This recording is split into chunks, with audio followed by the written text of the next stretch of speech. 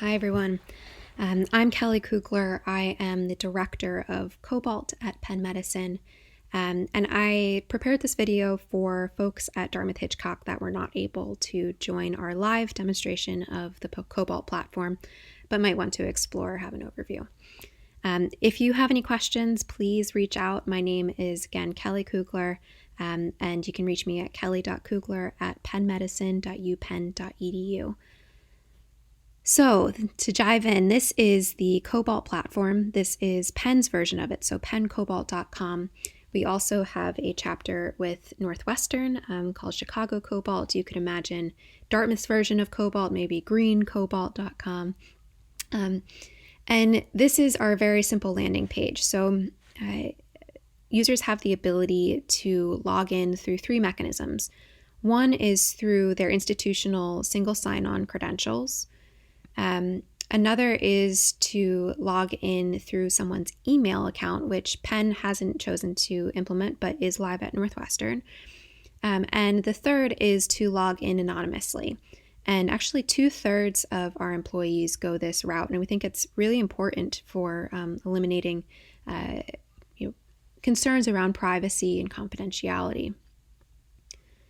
This is the homepage for Cobalt, and it again is quite simple. There are three main sections.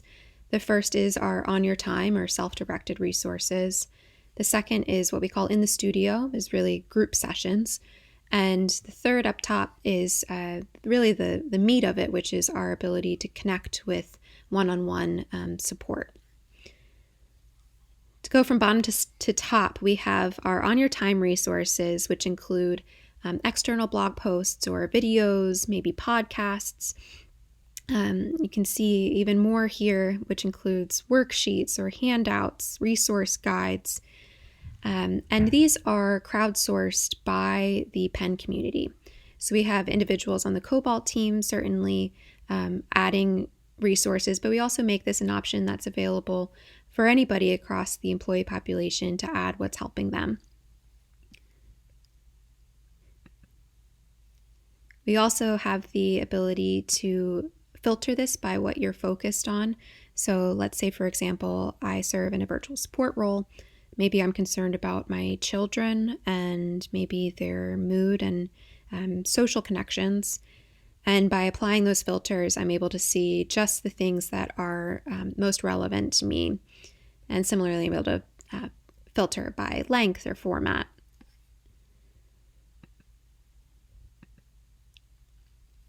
Our In the Studio sessions, I'll dive into those just a little bit.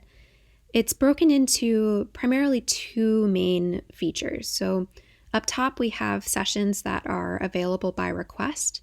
So say, for example, our maintaining resilience sessions that a team manager is able to request at a set time and date and focus on whatever a team might be going through.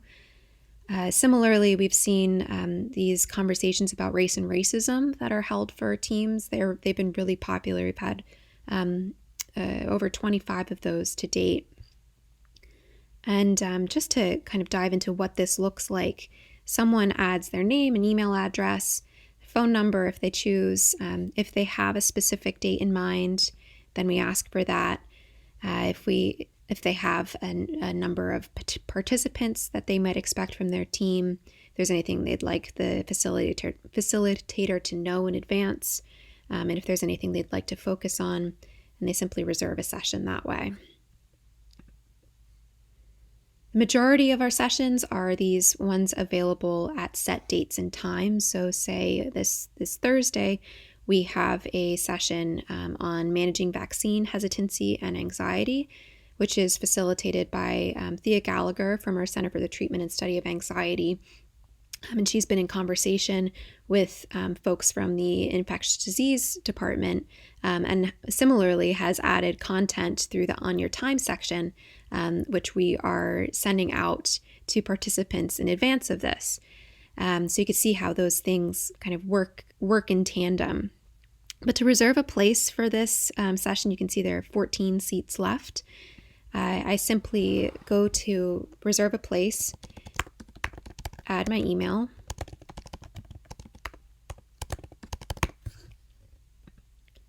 and confirm it.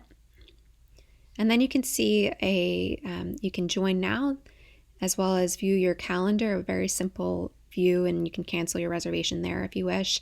And then I am sent a confirmation email on the back end, again, with more information and links.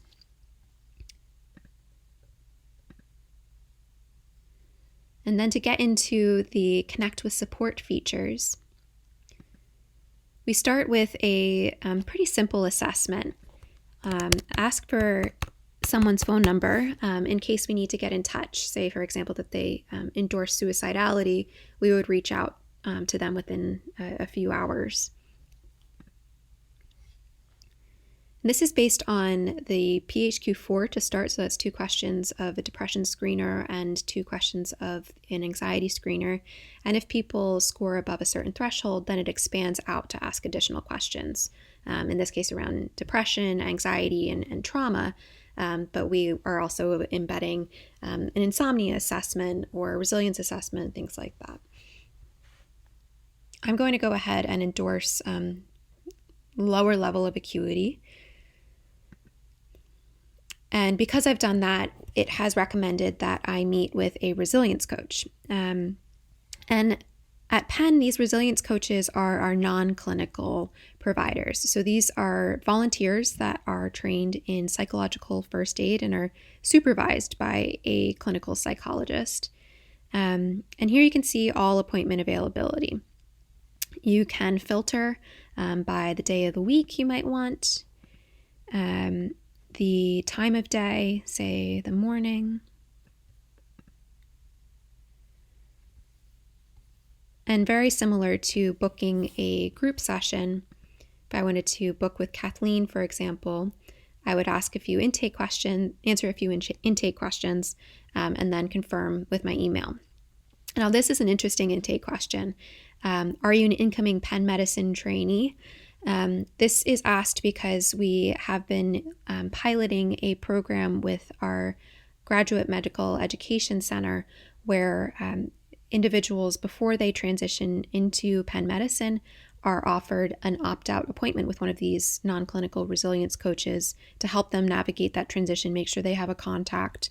And so if I were to answer yes to this, then Kathleen would not only receive my confirmation email, but would see that I am an incoming trainee and might tailor her approach to that appointment a little bit differently.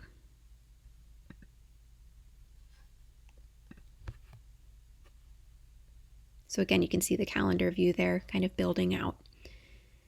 Now I'm going to go back to the Connect with Support section and pretend, well, actually, we do give all individuals the ability to change which provider they might want to see. So in this case, let's say I don't want to connect with a resilience coach, I want to connect with a therapist.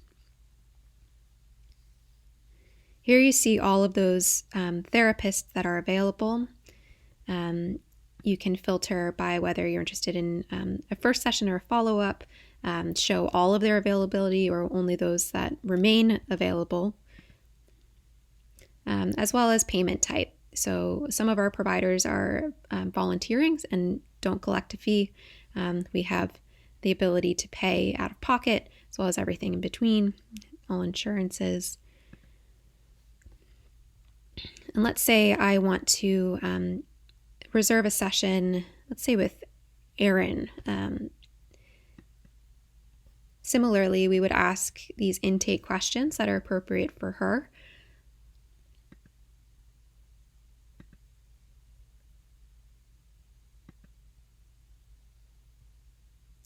And instead of going forward and spamming Erin, I'm going to exit this booking. But you can see just how simple that is.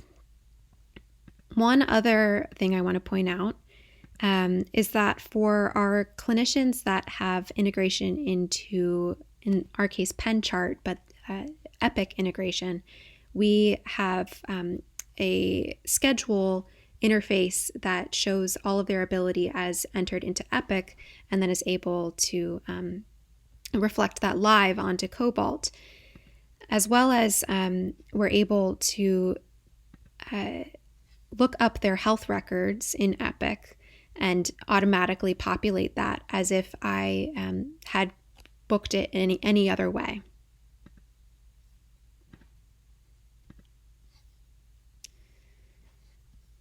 You might have noticed in the corner here that we have our in-crisis resources. Despite that we reach out when someone endorses a thought of suicidality in our assessment, we do not consider Cobalt a crisis response platform.